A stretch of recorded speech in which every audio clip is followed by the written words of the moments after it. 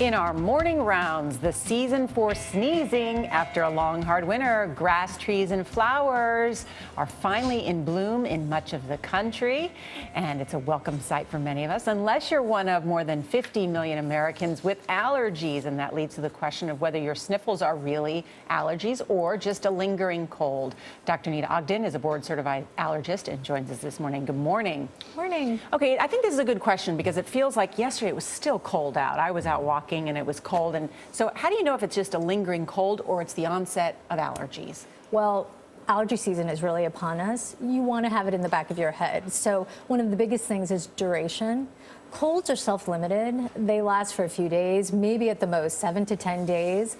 If you have allergies, you're going to see these symptoms going on for weeks, or maybe coming for a few days, getting a little better, but coming back next week. So there's recurrence, and it's more chronic. It goes on for a season. Why is it important to know the difference between the two? And is this the worst allergy season that we keep hearing about every year? It's the worst ever. Are you saying that this year? And what's the difference? We are saying that yet again. Yet again. Largely because there's been so much snowfall, which is moisture, water for the trees. So this is an optimal environment for pollen growth.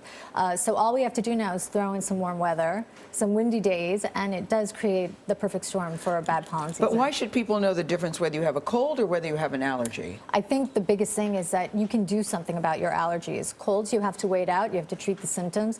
Allergies, you can take allergy medications. You can go see an allergist, which I highly recommend people do earlier than later when they've had these chronic symptoms, because you can find out what you're allergic to, and then you can take allergy pills, nasal sprays, eye drops. There's so many wonderful medications and even allergy shots if you have very severe symptoms. What are the other symptoms other than what we've said in terms of tearing or the classic symptoms sniffles? of allergies, right? Nasal congestion, a scratchy throat. I've been seeing a lot of sore throat, which can be a confusing thing.